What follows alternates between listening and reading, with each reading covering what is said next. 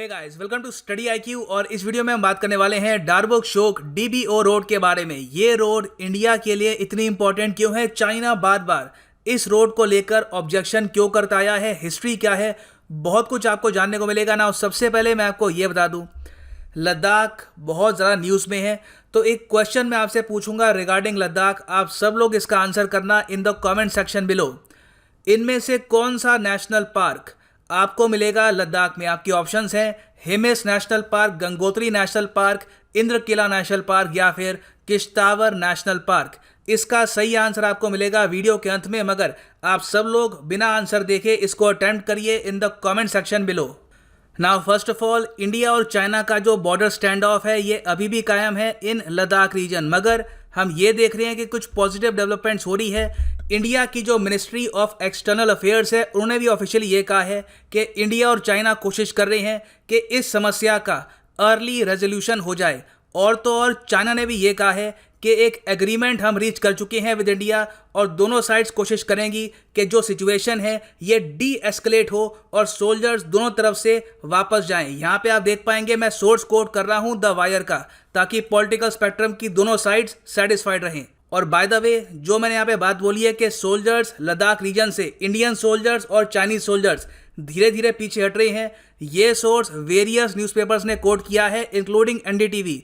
यहाँ पे आप देख पाएंगे एनडीटीवी का आर्टिकल है, Indian and Chinese troops mutually pull back from most of Ladakh areas. Now क्या इसका मतलब ये है कि इंडिया चाइना का बॉर्डर स्टैंड ऑफ खत्म हो चुका है? बिल्कुल नहीं। सोल्जर्स बस धीरे धीरे हम पुल बैक कर रहे हैं। सरप्राइज मत होइएगा कि अगर इन द फ्यूचर एस्केलेशन बढ़ जाती है, क्योंकि यहाँ पर एक लार्जर जियोपॉलिटिकल गेम भी इन्वॉल्व है। सो कोई बड़ी बात नहीं होगी कि अगर चाइना फिर से अपने सोल्जर्स आगे ले आता है। और ओवरऑल इस पूरे स्टैंड ऑफ को ख़त्म होने में 2 से लेकर 3 महीने भी लग सकते हैं। आपको याद होगा जो डोकलाम स्टैंड ऑफ हुआ था near the Bhutan Sikkim border, उसको रिजॉल्व होने में करीब 75 डेज लग गए थे। तो ये तो डोकलाम से भी एक बड़ा इंसिडेंट है, सो इसको टाइम लगेगा, बट डेफिनेटली दोनों साइड्स एक दूसरे पर कॉन्फिडेंस दिखा रही है और उम्मीद है कि इवेंचुअली दोनों साइड्स अपने सोल्जर्स वापस ले लेंगी और यहाँ पर कुछ कॉन्फ्लिक्ट नहीं होगी। मगर इस बीच एक सड़क बार बार न्यूज़ में थी, वेरियस टाइम्स इसको कोट किया गया।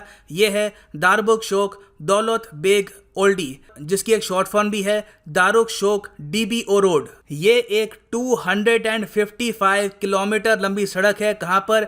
In the union territory of Ladakh. ये रोड कंस्ट्रक्ट अभी की जा रही है, इसकी कंस्ट्रक्शन कंप्लीट हुई नहीं है, अभी भी ये कंस्ट्रक्ट की जा रही है at an altitude of 14,000 feet. अब आपके माइंड में एक क्वेश्चन आएगा कि इस सड़क का नाम इतना लंबा क्यों है? दारबुक शोक फिर डीबीओ, इसका मतलब इसका रीज़न क्या है? वह समझाता हूँ।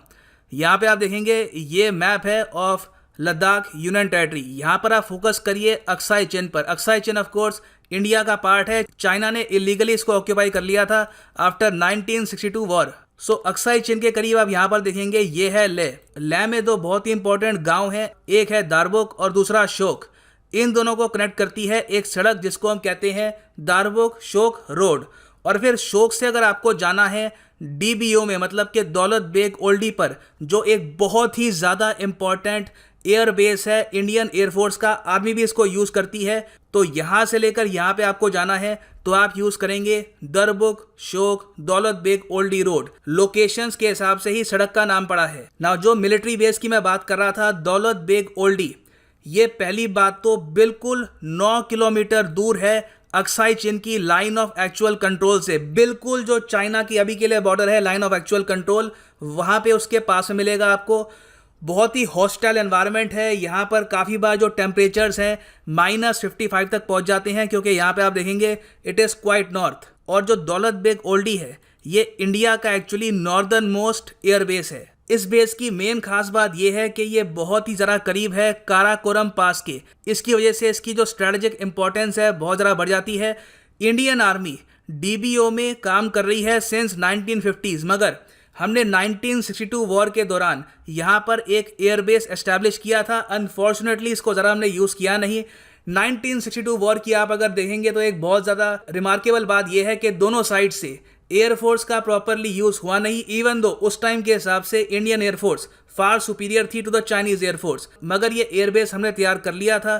फिर 1962 वॉर से लेकर 2008 तक आप कह सकते हैं इस एयरबेस पर ज़्यादा काम नहीं हुआ, मिलिट्री ने इस एयरबेस पर इतना ध्यान दिया नहीं, मगर इंडिया ने हमेशा यहाँ पर एक बहुत ही इंपॉर्टेंट एयर स्ट्रिप मेंटेन करके रखी।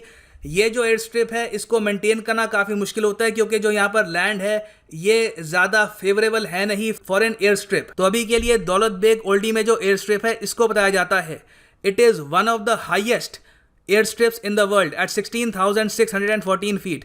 दी हाईएस्ट नहीं बोल रहा, वन ऑफ द हाईएस्ट बोल रहा हूँ क्योंकि इन रिसेंट टाइम्स और जगह भी बहुत सारी एयर स्ट्रिप्स कंस्ट्रक्ट हुई हैं, तो मैं कहूँगा कि सेफ सेंटेंस होगा ये कहना it is one of the highest. तो 1962 वॉर के बाद पहली बार इंडियन एयरफोर्स ने इस एयरबेस को ओपन किया था फॉर लैंडिंग इन 2008, जब हमने एक हिस्टोरिक लैंडिंग करी थी। यहाँ पर एक AN-32 एयरक्राफ्ट लैंड किया था और अपने सोल्जर्स को इस एरिया के आसपास डिप्लॉय करना स्टार्ट कर दिया। नाउ क्वेश्चन आपके माइंड में ये होगा कि ऑल राइट, सो 1962 के बाद से 2008 में हमने ये स्टेप क्यों लिया? ये स्टेप लिया गया था क्योंकि उस वक्त हमारे जो मिलिट्री लीडर्स थे उन्होंने ऑब्जर्व किया कि China line of actual control के आसपास अपना इंफ्रास्ट्रक्चर रैपिडली बढ़ा रहा है। ये वो टाइम था 2002 के बाद से, वो टाइम आ चुका था जब चाइना ने एक इकोनॉमिक पावर बनने की जो अपनी जर्नी है स्टार्ट कर दी थी। 2008 तक इनकी गवर्नमेंट के पास एडिक्वेट फंड्स थे, चाइना की स्ट्रेटेजिक थिंकिंग तैयार हो गई थी और इन्होंने डिसाइड कर लिया था कि जो इंडिया के साथ लाइन ऑफ एक्चुअल कंट्रोल है वहाँ पर चाइना का हमेशा state of the art infrastructure ready रहेगा। तो सिंस चाइना यहाँ पर रैंप अप कर रहा था मिलिट्री पावर, तो उसके रिस्पॉन्स में इंडिया ने ये एयरबेस ओपन किया इन 2008। एक और बात मैं यहाँ पे ऐड करना चाहूँगा, very important for exam perspective, कि देखो इस एयरबेस को रीच करने का साधन सिर्फ ये सड़क नहीं है। एक हमने रिसेंटली बहुत ही इंपॉर्टेंट ब्रिज भी बिल्ड किया है जो सीधा दारबुक को जोड़ता है विद DBO। इसको ऐसे समझ लो, अभी के लिए देखो ये जो सड़क है ना, ज़्यादातर जो मूवमेंट होती है ट्रूप्स की यहाँ पे होती है, मगर हमने पिछले साल 2019 में यहाँ से लेकर यहाँ तक शोक रिवर के ऊपर एक ब्रिज कंस्ट्रक्ट किया है जिससे सोल्जर्स और उसके अलावा ना सिर्फ सोल्जर्स, टूरिस्ट भी आराम से सियाचिन ग्लेशियर और DBO तक पहुँच सकते हैं। बाय द वे ये आपको पता होगा, यहाँ पर दिस इज सियाचिन ग्लेशियर, ठीक है, ये इस वक्त इंडिया कंट्रोल करता है। और यहाँ पे आप देख सकते हैं आर्टिकल है 2019 का। उस वक्त इंडिया ने डिसाइड ये किया कि सिंस अब ब्रिज तैयार हो चुका है, दरबुक से DAB तक हम पहुँच सकते हैं, तो क्यों ना टूरिस्ट को हम दिखाएं कि सियाचिन जो इंडिया का पार्ट है ये कितना सुंदर एरिया है। So it was a great decision और आज के समय काफ़ी टूरिस्ट सियाचिन जा भी चुके हैं थ्रू दिस ब्रिज। अब क्वेश्चन यहाँ पर यह आता है कि चाइना बार बार इस रोड को लेकर, ये जो पूरी सड़क मैंने यहाँ पे आपको दिखाई है, इसको लेकर चाइना बार बार ऑब्जेक्शन क्यों करता है? वेल, इसका रीज़न बहुत ही सिंपल है। पहली बात तो ये सड़क इंडिया को प्रॉपर एक्सेस देती है सियाचिन ग्लेशियर का। सियाचिन ग्लेशियर जो हमने वापस एक्वायर किया था थ्रू ऑपरेशन मेघदूत, एक बहुत ही बड़ी स्ट्रैटेजिक डिफीट थी ऑफ पाकिस्तान। पाकिस्तान कुछ कर भी नहीं पाया, हमने बस यहाँ पर काफ़ी बड़ा जो एरिया था ये वापस अपने कंट्रोल में ले लिया और आज के समय thanks to the Indian Air Force and Indian Army ये एरिया प्रॉपरली इंडिया का पार्ट है। तो पहली बात तो ये जो सड़क है ये इंश्योर करती है कि सियाचिन ग्लेशियर कभी भी इंडिया के हाथ से स्लिप ना हो। दूसरी बात यह है कि इंडिया ने अब इस सड़क की ऑफ शूट्स कंस्ट्रक्ट करनी स्टार्ट कर दी है।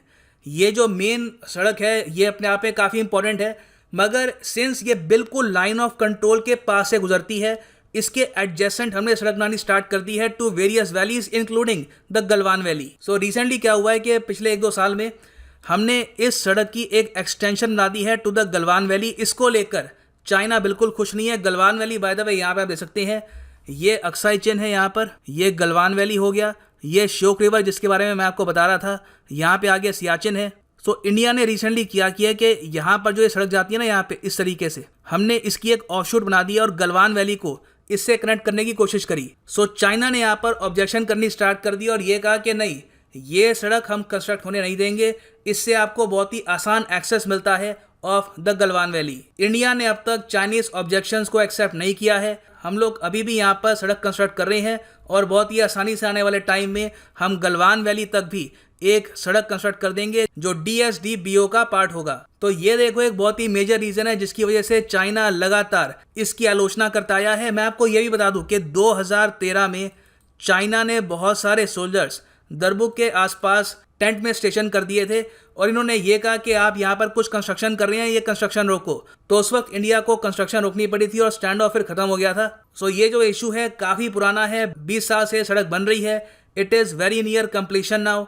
तो चाइना ऑब्वियसली बात है यहाँ पे नर्वस फील कर रहा है कि फाइनली इंडिया का जो बॉर्डर इंफ्रास्ट्रक्चर है नियर लद्दाख, ये काफ़ी हद तक कंप्लीट हो चुका है और इन फ्यूचर इंडिया को बुली कर पाना या फिर यहाँ पर अग्रेशन कर पाना, मतलब कि सीधा टेरिटरी में अंदर घुस पाना, एक काफ़ी चैलेंजिंग टास्क होगा for the People's Liberation Army. So आपने जान लिया यहाँ पर कि ये सड़क इंपॉर्टेंट क्यों है। अब आते हैं वापस अपने क्वेश्चन पे कि नेशनल पार्क इनमें से कौन सा है जो लद्दाख में लोकेटेड है। सो सही आंसर है यहाँ पर A, Hemis National Park. It is located in Ladakh union territory. बाकी अगर हम बात करें तो गंगोत्री नेशनल पार्क आपको मिलेगा उत्तराकाशी डिस्ट्रिक्ट में ऑफ उत्तराखंड। फिर इंद्रकिला नेशनल पार्क आपको मिलेगा हिमाचल प्रदेश में और किश्तवाड़ नेशनल पार्क आपको मिलेगा इन जम्मू कश्मीर यूनियन टेरिटरी। सो ये है एंड इस वीडियो का। अगर आपको नोटिफिकेशन चाहिए मेरी हर वीडियो की, गो टू टेलीग्राम ऐप, यहाँ पे सर्च करिए धवन सर और ये टेलीग्राम चैनल ज्वाइन कर लो। ऑलरेडी यहाँ पर 1.5 लाख लोगों ने ज्वाइन कर रखा है। हमारी ऐप भी आती है, go to Google Play store, download the study IQ education app. यहाँ पे आप हमारा फ्लैगशिप UPSC कोर्स परचेज कर सकते हैं, EMI ऑप्शन भी इसकी अवेलेबल है। So download the study IQ education app today. So thanks for listening and as always God bless you all.